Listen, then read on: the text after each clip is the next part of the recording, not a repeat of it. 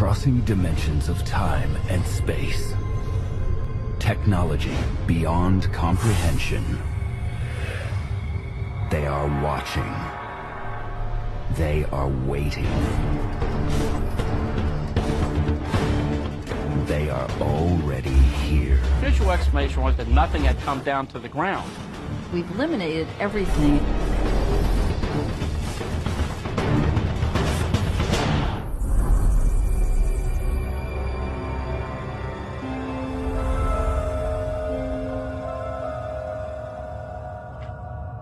Kecksburg, Pennsylvania, 1965. In a decade marked by conflict and unrest, this tiny hamlet in the hills southeast of Pittsburgh remains untouched by the troubles of the outside world. Until the evening of December 9th. For local resident Stan Gordon, this night marks the beginning of a lifelong journey. I remember that evening quite well. I was 16 years old. I was actually tuned into KDK radio in Pittsburgh. There was a great radio show that was quite educational, and I used to listen almost every night. If you're just tuning in, folks, there's a major story breaking about a strange light streaking across the sky. The reports initially came in with this bright fireball being seen from the tip of Ontario over Michigan, Ohio, and Pennsylvania. From the calls we're getting, it appears the object is tracking southeasterly over the state towards Westmoreland County. So keep your eyes to the skies, folks. On the edge of town, 40-year-old truck driver Bill Bulabosh tinkers with his prized possession. I was under the wood and I could hear this sizzling noise, and I looked at the car. I thought, well, there ain't nothing in the car.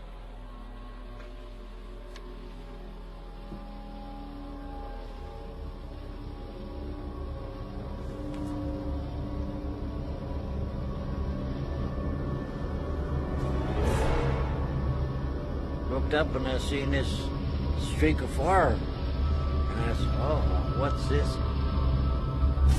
And it was up about a mile and a half, 2 miles. I watched it and it went towards the mountain. And then it went up there so far, and it turned around and come back again, and it seemed like it couldn't make up its mind where it was going to land, you know. And then it made it turn and went right into the woods.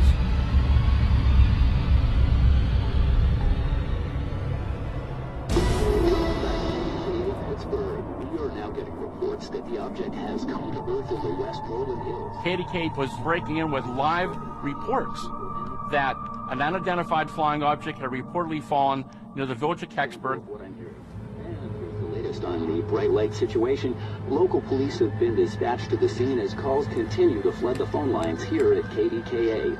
We'll have more for you right after a word from our sponsors. And I remember that night I was running back and forth between the TV and the radio trying to listen to the latest reports from the different sources to find out what was going on. There was some thought that maybe this had been an airplane that may have exploded in the sky out towards Greensburg, towards Westmoreland County. As you can see, the curious have gathered here on Coons Lane near Kecksburg. They, like us, are hoping to find out what exactly has landed in these woods. I got in my car and I went up the road. You couldn't get near the place for automobiles on that back road. Get up there and I says, oh my God, where's all these people coming from?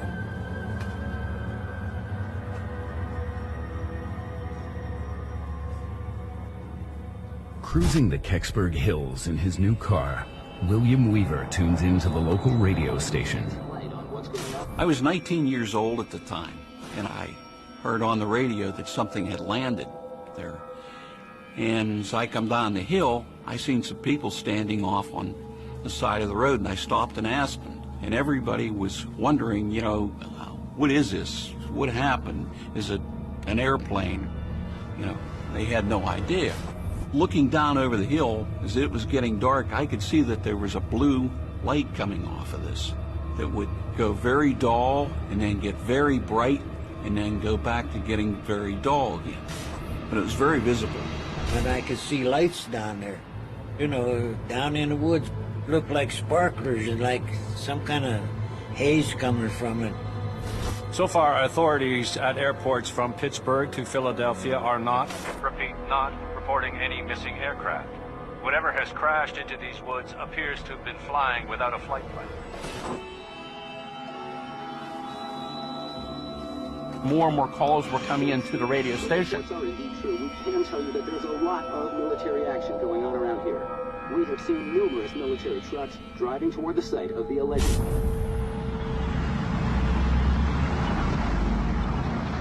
explanation from the military. Seemed very intriguing. As you can see, Why would the curious military be have coming gathered in here on unless they felt that there was some reason to come out there that night? Here was the Army. They were all there in their guns and everything. They kept everybody up there on the road. All we're able to observe, apart from the ongoing military activity, is a strange blue glow emanating from the site. I don't think anybody in that area had ever seen that many soldiers in Kecksburg. There was no bluff involved in what they were making the people do. He told me to back my car out of there and get out of there right away. It's either you move it or I'm going to confiscate your car. The military has blocked off all incoming roads. Soldiers and state police are not allowing anyone near these woods. Some people have gone on record and said that soldiers actually aimed their weapons at civilians to prevent them from going down into the area. Why would so many military personnel be sent to a small farming community with armed soldiers aiming weapons at certain civilians trying to get down to the site? Where did that jurisdiction come from? And what was so important down in the woods that they didn't want the public to see?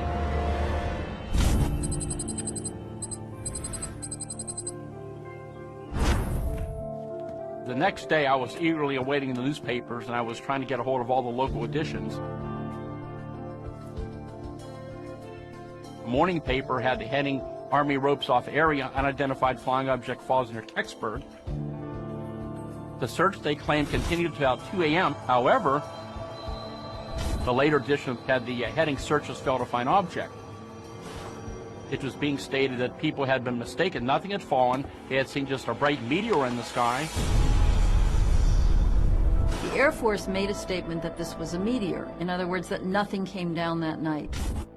They said that a three-man team went out to investigate something that started a fire and searched the area and came back at 2 a.m. and found nothing. I seen it. It made it turn and went right into the woods. I could see that there was a blue light coming off of it. And this went on the whole time that I was there. The only official Air Force document that was ever located on the Kecksburg incident suggests that there was only 3 Air Force personnel involved. Yet multitudes of eyewitnesses, including reporters, verify the fact that there was a fairly good military presence, various types of military equipment and personnel, and trucks were observed in different areas around the village that evening. The Air Force statement completely contradicts what the witnesses have said and what the media reported the night of the event. I hesitate to just accuse a government agency of a cover-up just sort of outright, but I do think it's a possibility. What's the military keeping from the people of Kecksburg? John. What? There's something at the window. And who else is involved in the possible cover-up? Who are those guys? On December 9th, 1965, after reports that a fiery object crashed into the woods, the tiny community of Kecksburg, Pennsylvania, is overrun by military personnel. All civilians, fall back. Repeat, fall back. The military has blocked off all incoming roads. There has been no reason given for this latest initiative. The following day, newspapers report that nothing was found. The official explanation was it was just a meteor, that nothing had come down to the ground. But the official story doesn't match up with what John Hayes saw across town. Some new information. The military presence in Westmoreland County continues to grow in response to reports of this fiery object falling to earth in the woods.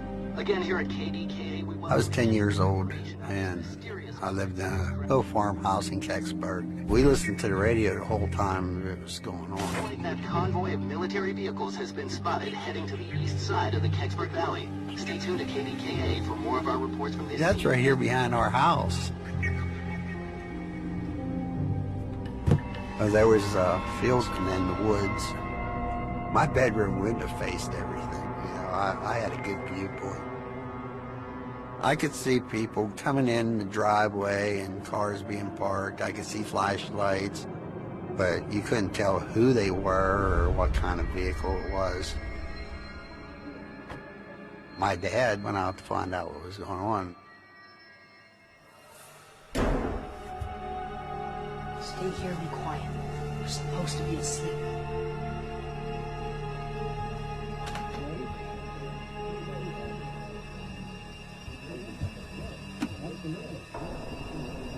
When my dad came back in, he wasn't alone. There was military people with him. My house was converted into a military base for a little bit.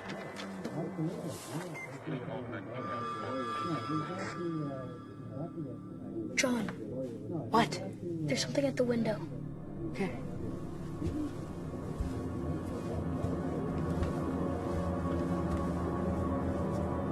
I seen these guys. They was in like moon suits or whatever the heck you want to call them.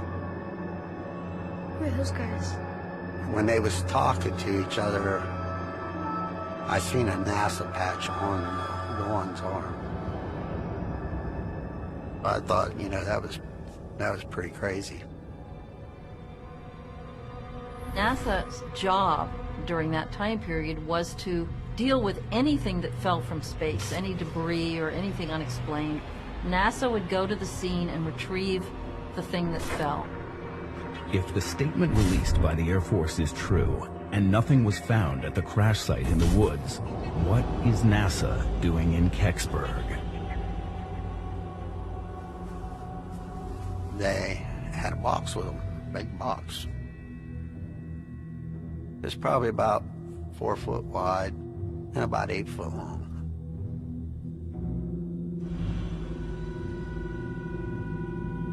Then it walked down through the field and down to the corner of the woods where everything was going on. Please, can I just look for 1 second? Stop pestering me. When I was looking out my bedroom window, I was watching the cars and stuff like up on the driveway, and just sort of watching what was going on out there. This Jeep come down through and then truck come down through. And it was just a big flatbed truck, you know, it was empty. They was probably down there for a half hour to maybe 45 minutes at that. And they came back out with something on the back of the truck. So what's going on? It was dark, you know, I could just, you know, I could tell by shapes, you know. It's probably about the size of a Volkswagen, you know, from where I was at. And when they went down, it didn't have nothing on it. When they come back out of there, it had something on it. Because of all the witness reports, the newspaper reports, the radio coverage, we know that something came down that night and was taken away on a truck. I believe that there are people that have either direct information on this case or have knowledge of the event, and I believe that it's very possible that there is physical evidence out there. Could that fireball have been something other than a meteor? Did a meteorite land in the Kecksburg woods? Meteorites are meteors that hit the Earth. They're rocks from space that we actually recover on the surface of the Earth. Most meteorites come from the asteroid belt. We also have some meteorites that come from the planet Mars. They're blasted off of Mars by impacts, rocks go into space, and just like the bugs on the windshield, when you drive down the highway, those rocks also hit the Earth, and some of them survive and are recovered as meteorites. We also have meteorites from the moon, same story. Meteorites are coming to Earth all the time in the form of space dust. We estimate about 100,000 tons per year of fine-grained material. Rocks the size of my hands, the size of a basketball, the size of a car are much rarer. They brought these special boxes in. They took it down toward the impact area. So the question is, what were they going to put on those boxes? In the mid-60s, there was a heightened awareness of the potential that meteorites could carry alien life forms. In these rocks, there are fractures, there are cracks, there are crevices, and the possibility exists that microbial life, as we know it, could live inside a rock and be transported to another planet and survive that journey. As a result, partly of this kind of sensitivity, the rocks from the moon brought back by the Apollo astronauts were actually quarantined for a period of time. This is called planetary protection. A falling meteorite can't account for the object's varying speed or erratic trajectory. Those local people who saw the object descend said it did not come down at a high rate of speed, but it came down relatively slowly. The cosmic velocity, the orbital velocity around the sun that an object has, that it brings with it when it enters the Earth's atmosphere, is huge, between 36 and 72,000 kilometers per hour. You need a large force to veer it off course, and we've never observed that in a meteorite. People saying about a meteorite goes straight up and down, you know, it don't turn. It seemed like it was radio controlled, or somebody was controlling it to do that. If the object wasn't a meteorite, what did the military haul out of the Kecksburg woods? I don't think it was a meteorite, because I don't think there would have been as much secrecy over a meteorite. When I woke up the next morning in the military, they was gone. Me and my brother, we went over to investigate. What is that? He looked at us and he said, "You need to get out of the woods because there might be radiation."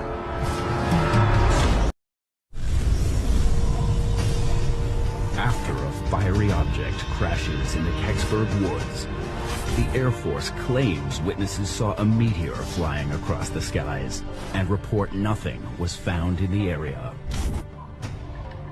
I was wondering, like, well, why would the military be coming out there unless something important had happened? That same evening, across town, a large covered object is secretly removed from the woods. I couldn't swear on my life what it was. I just know that they took something out of there. The next morning, John Hayes and his brother make their way down to the crash site. We'd seen something on the other side, and we just couldn't figure out what the heck it was, so we went over to investigate. We walked down through the woods, because everybody's pretty much cleared out by then. Do you think them people are still here? Don't hear no trucks or nothing. If you looked out through the top of the trees were all broke off.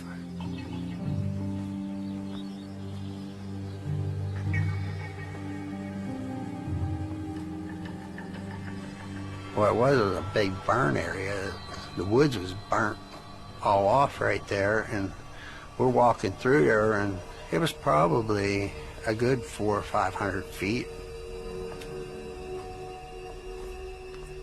The evidence suggested that there was a pattern of tree damage down there. It was not a situation where the whole forest was damaged by some kind of ice storm or something. There were isolated trees that were kind of in a trajectory that made sense for an object that was coming down and fit the descriptions of what the witnesses had said.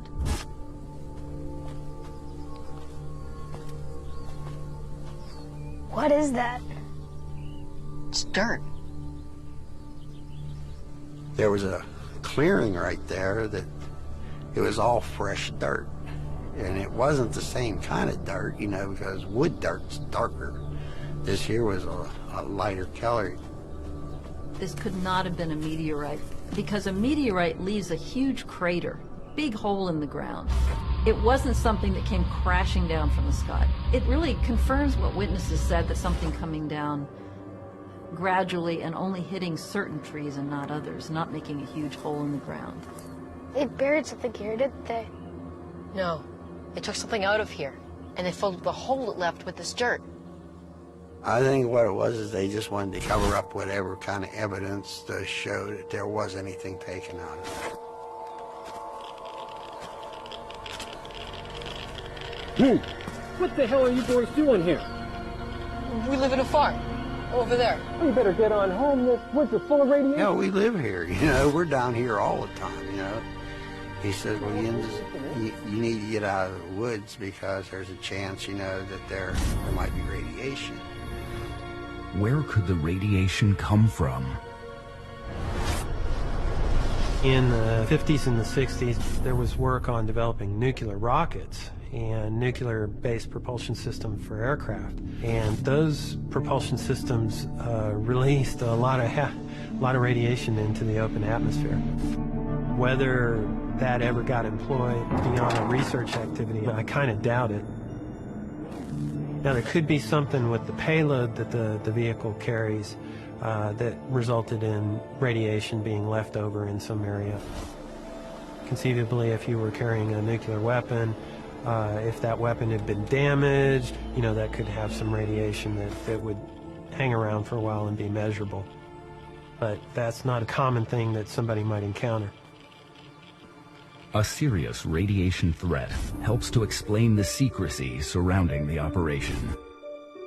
Project Moondust was an Air Force intelligence operation scattered around the country during the time of the Kecksburg event in December of 1965. It was retrieval teams, very secretive, that would go out and collect space debris and anything that was unidentified that fell from the sky.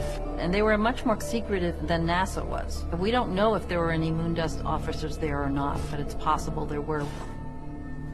I think what happened is maybe a piece broke off, whatever they hauled out of there, and they was just down there looking to make sure that there wasn't nothing else there that somebody could say, well, here's proof, that you took something, And I think that's what it was all about. In the days that follow, news about the sighting quickly fades. The reporters apparently took at face value when the government came out and said that people had seen just a bright meteor, and that was accepted by their editors, and they went on to the next story. But local witnesses stand by what they saw. There was a small group of local people who believed that they were certain nothing happened that night, that nothing was going on, that there was no military there. It got to the point where there was name calling and people were accused of making up their stories. People that was friends for years, even families that broke up over it. When we talked about it, there was people who called us liars, that this thing never happened.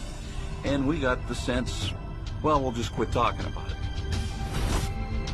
Until Bill Bulabosh steps forward to challenge the Air Force statement. You hear these people saying nothing happened. A lot of people don't know what I know. There was a bell. I didn't know if it was going to blow up or somebody was going to come out of it or what. A series of unexplained events surrounding a mysterious crash in the woods near Kecksburg, Pennsylvania, shines a spotlight on the small rural community. The sheer number of witnesses to this event in Kecksburg was phenomenal. There were many people that saw it at different stages. Some saw it in the air, some saw it being carried off by the Army trucks. But official sources deny military and NASA presence and maintain nothing landed in the area. Even though teams of men in anti-radiation suits are seen combing the woods. The government never come out and said this ever happened. They didn't want to publicize. They were trying to kill the whole subject. I think the confusion was the fact that nobody really knew for sure what people had seen. So resident Bill Bulabosh speaks out to set the record straight. You hear these people saying nothing happened. I know better, right? So I was there and I seen it.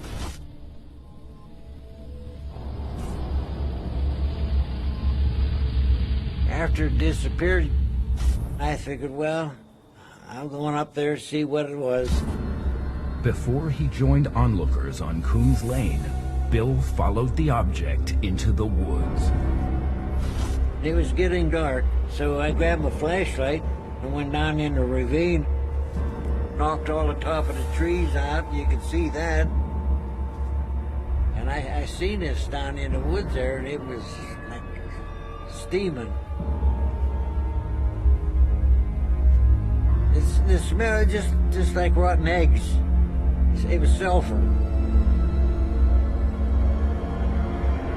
And it was down in there about, I'll say 2 feet deep, at least 2 feet. And where it just glided right in.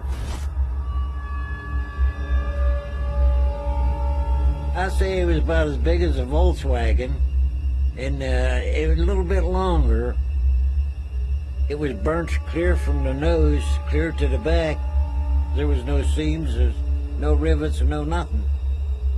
And then it had a thing around the back like a ring, and there was graphic writing on it. And it just looked like if it was welded in there or what. It wasn't, just marked with a pencil.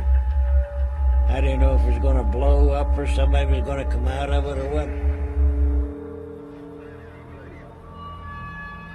I could hear these voices way back in the background, and I figured I better get out of there.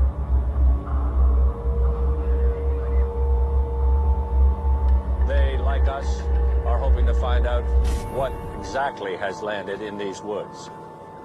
By the time Bill joins the crowd overlooking the crash site, speculation about the object is running rampant. I just listened to everything that was going on, and all these people, they were there. This one guy says there was 2 green men coming out of it. They're guessing. No, I kept it to myself. I know what I've seen, and you ain't going to change it.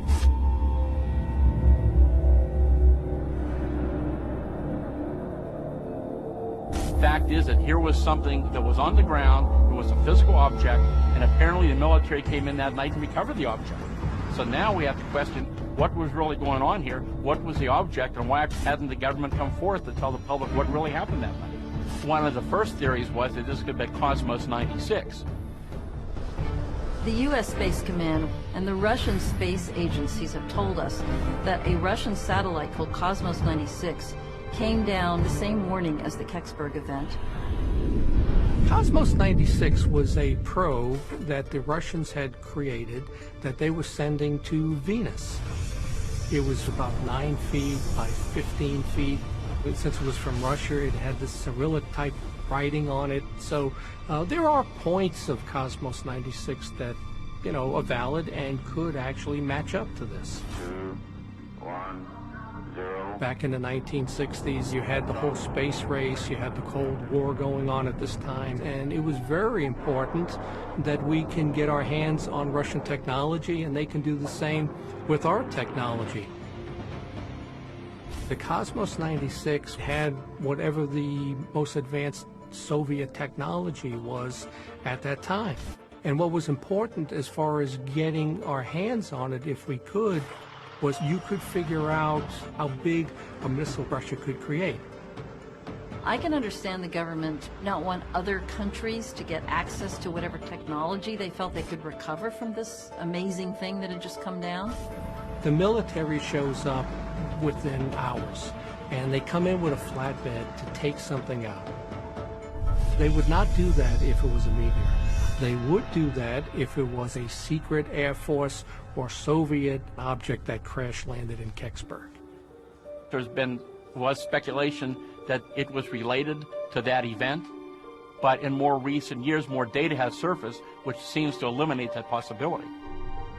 The U.S. Space Command indicated that Cosmos 96 had re-entered the Earth's atmosphere over Canada at 3:18 in the morning. Russian satellite came down about 15 hours before the object came down in Kecksburg, Pennsylvania. This event happened around 4:47 in the afternoon. So we know that Cosmos 96 did not come down in Pennsylvania all those hours later. If it wasn't Cosmos 96, what landed in the woods that night? Bill described the object like a big metallic acorn-shaped object. Another theory is a Nazi UFO program. The Bell.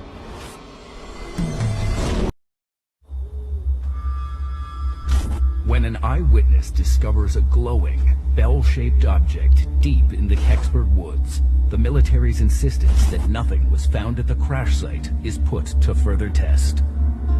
We have documentations that shows that when it's convenient, when they don't know what something is, they will often just say it's a meteor, just to make it go away, just to give something to the public. After ruling out the possibility, the object was the downed Russian satellite, Cosmos 96. Residents look to a more radical explanation. It either had to have been some kind of highly secretive experimental craft of some sort, or it was something from somewhere else, some kind of extraterrestrial vehicle or probe or something. We began to accumulate a lot of information, which began to suggest that there was a lot more of the story. I say it was about as big as a Volkswagen, and then it had a thing around the back like a ring, and there was graphic writing on it. To some historians, the fallen object is eerily reminiscent to an alleged top-secret Nazi weapon.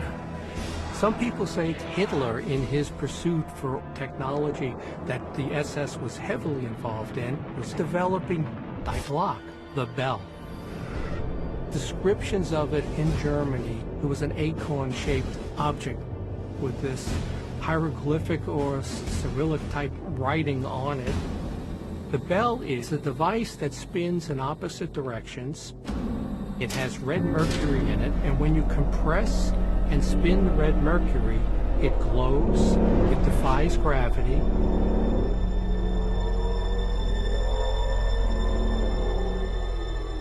The purpose of the Bell was an object that can really manipulate time and space. My understanding is, depending on what you read, is that it's some type of time machine. Why it was important was if you can manipulate time and space, your army can actually come up on another opposing force, and then you turn it off and they're standing right in front of you. It's a weapon, is what it was. The similarities between the alleged Nazi Bell and the object in Kecksburg extend beyond size and shape. Now, one of the things that happened was that it gave off tremendous radiation.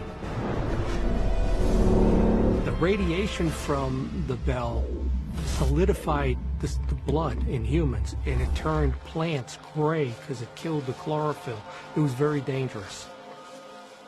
Back on that evening in 1965, some people saw or had direct contact with what appeared to be NASA personnel who were searching for something. There was some talk that maybe radiation was involved with whatever had fallen. If the object in the woods was the Nazi Bell, how did it end up in Kecksburg 20 years after the war? There was something called Operation Paperclip. It was an effort by the United States to get German technology, and the Soviet Union did the exact same thing. So another theory for the Kecksburg crash is that either the United States or the Soviet Union got their hands on the technology for the Glock, the Bell. So what may have crashed in Kecksburg was either a U.S. or Soviet program of the Bell technology that went wrong and crash landed in Pennsylvania. The Nazi Bell is, again, it's one theory among many. There's no indication that I'm aware of that this was an actual working project. I still say that the most likely explanation is either some very secretive, very highly advanced space probe, or we still could be dealing with an extraterrestrial spacecraft. Bill Bush described also seeing these unusual markings on the back, what he called the bumper area actually, were these markings that he said were more like symbols than letters. Could the symbols be a message from an extraterrestrial civilization? It is certainly possible that somebody out there would be sending us a message with a probe. Earth has sent out a probe, and in the probe was a plaque. And on this plaque was a picture of a man and a woman to show what humans look like, and then a number of mathematical symbols. This was to show whoever recovered this that there were thinking people there who knew the number system and were attempting to communicate with whoever picked this probe up. So it's entirely possible that if somebody from outer space was wanting to send us a message, it would include some kind of symbols to let us know that there's people thinking out there and doing out there and not just sending things with nothing on it. What would be the point of that? If this was an alien spacecraft, of course, our government would be very interested in learning the technology of what this thing was. I mean, we're dealing with the early days of the space program. And here, if this was an extraterrestrial spacecraft, we wanted to learn about their propulsion systems, the type of materials they have. So, of course, that would be one of the reasons why they wouldn't publicly want to talk about it. There were a lot of people in Kecksburg back when this happened. And they know what they saw that night, they know what they experienced, and these people were hopeful for answers. We began to file Freedom of Information Act requests to many different agencies, to the FAA, state police, military. I filed different FOIA requests with NASA trying to get information on this, and no records ever surfaced. NASA wrote back and said, "We have no records pertaining to your request." It seems highly unlikely that NASA would have nothing on Kecksburg because NASA's job during that time period was to deal with anything that fell from space. The other thing is that witnesses report having seen NASA officials on the scene. So for those two reasons, it's just impossible, as far as I'm concerned, that they would have absolutely no documentation, not even a newspaper article, about what happened in Kecksburg that day. Despite government stonewalling, Stan Gordon continues to search for answers. Over the years, I've interviewed hundreds of people who were involved in different aspects of this case. I would hear stories, and I would follow up and find these people and talk to them.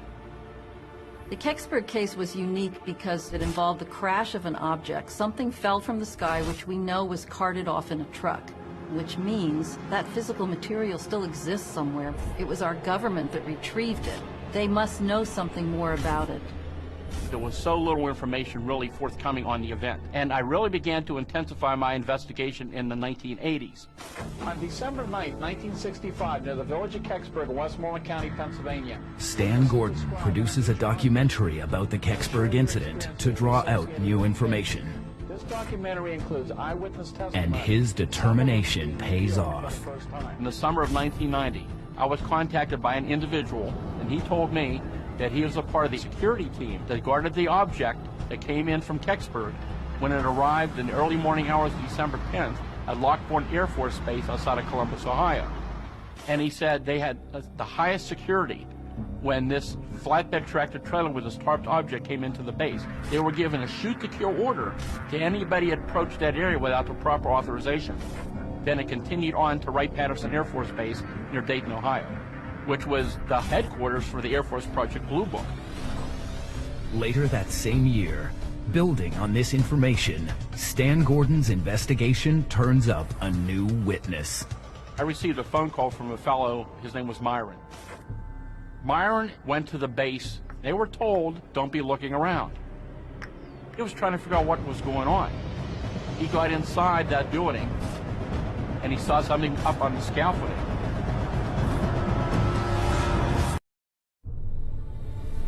"25 years after a mysterious crash near Kecksburg, Pennsylvania, local residents remain in the dark as to what fell in the woods and where the object was taken. Forever impacted by the 1965 incident, Stan Gordon produces an investigative documentary about the Kecksburg incident to draw out witnesses. In 1990, a former truck driver from Ohio comes forward for the first time and agrees to tell Stan his story. Well, for the reason I never said anything before, because Uncle Sam said if word ever leaked out and they had to come and lock you up and throw the keys away or give you a bullet to satisfy you, no one will ever talk about it. He had worked for a large supply house in Ohio at the time. And within a few days after the incident at Kecksburg, a Navy officer came to their supply house and ordered a very large supply of a special type of glazed engineering brick to be sent to Wright-Patterson Air Force Base. We found the base, and they took us to the old training center for World War II. They were told to stay with your truck, just unload the pounds, do your job, don't be looking around.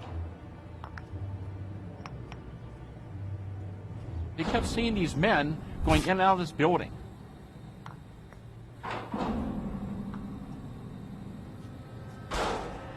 So when he didn't see anybody around, he went and looked in the entrance of that building.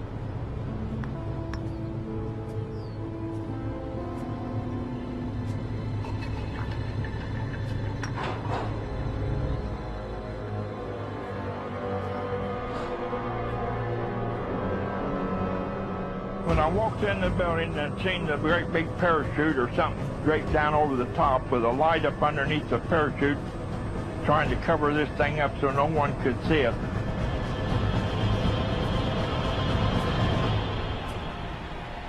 It was sitting there on stilts.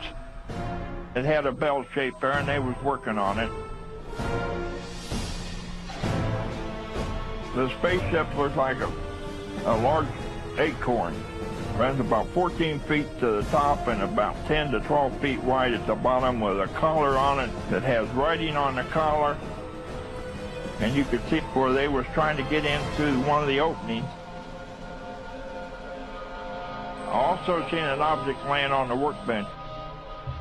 And he said the lighting wasn't real good. But on that workbench, it was a white sheet covering it. So he couldn't see any detail, but I have no doubt in my mind that the body laid on that table had 3 index finger, and his skin looked like lizard.